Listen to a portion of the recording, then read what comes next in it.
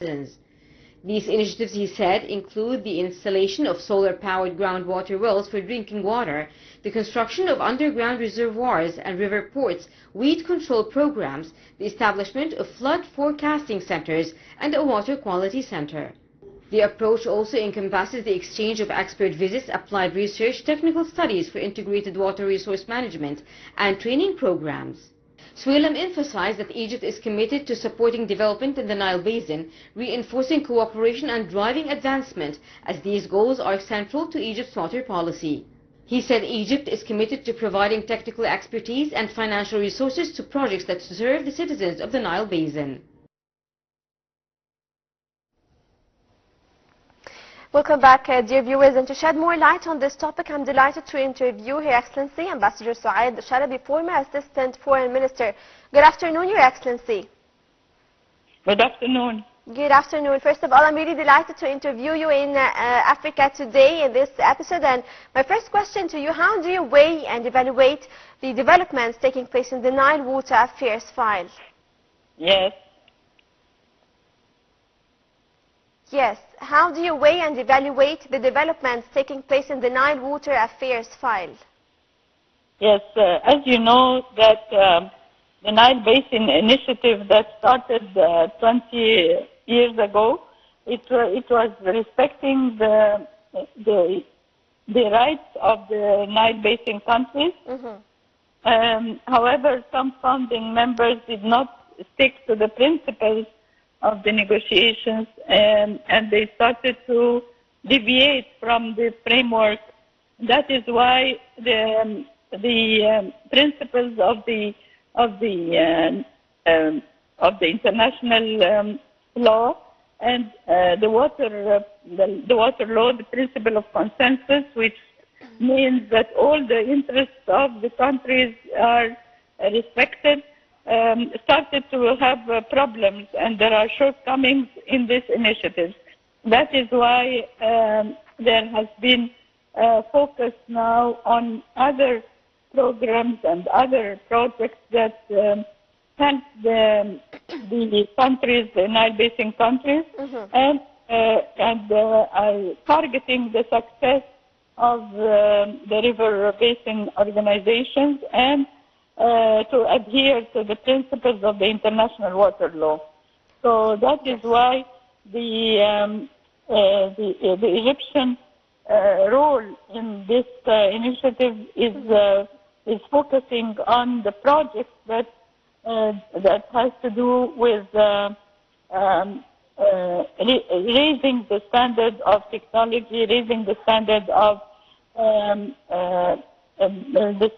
living of the citizens in the Nile Basin countries, and also addressing the challenges of the climate change.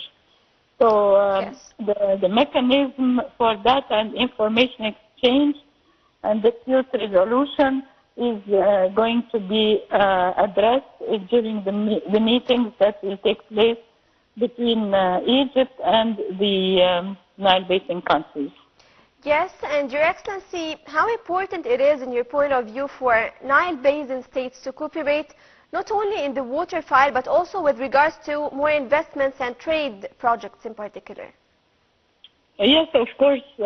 Egypt is keen on supporting development efforts in Nile Basin countries, and also boosting the cooperation and the progress of trade between the countries, Nile Basin countries, because Egypt's water policy is mainly targeting sustainable development. And between all the 11 countries, we have bilateral relations and regional relations. So it is important that to note that Egypt is committed to provide technical expertise, to provide financial support for the different projects that are helping to sustainable development of these Nile Basin countries.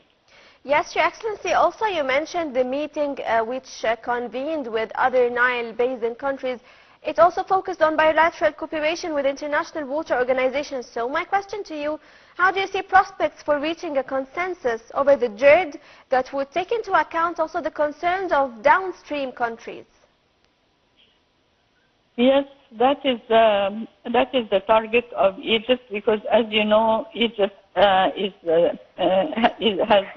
assumed the presidency of the African Ministers' Council on Water, is the AMCOW, and this is the target of Egypt in order to reach the inclusive cooperation and to address the water challenges that are facing all the Nile Basin countries due to climate change, due to the lack of financial resources, of course, due to due to other developmental problems that are facing these countries. So it is the main target is to achieve welfare and prosperity to the citizens of these countries and to achieve sustainable development. Yes, of course. And how important are the training programs for enhancing resource management in Africa? Yes, Egypt has been committed to capacity building of the different sectors of irrigation management, of agricultural management, of climate change problems, achieving how to deal with the challenges of climate change. So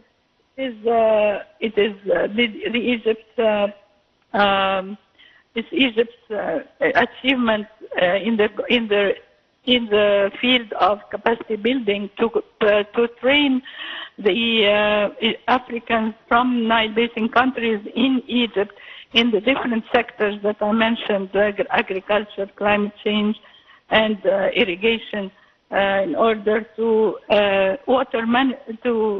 maximize water management of the Nile Basin countries. Yes, of course. I would like to thank you so much, Your Excellency, Ambassador Sou'ad Shalaby, former Assistant Foreign Minister. Thank you so much for these valuable insights. And in Ethiopia, we have 80,000 people have been evacuated following a number of earthquakes that hit the country, raising fear of volcanic eruptions. Ethiopian experts have warned that many buildings in the country, and particularly Addis Ababa, are highly vulnerable to earthquakes. More in the following report. Ethiopia's government said it is evacuating approximately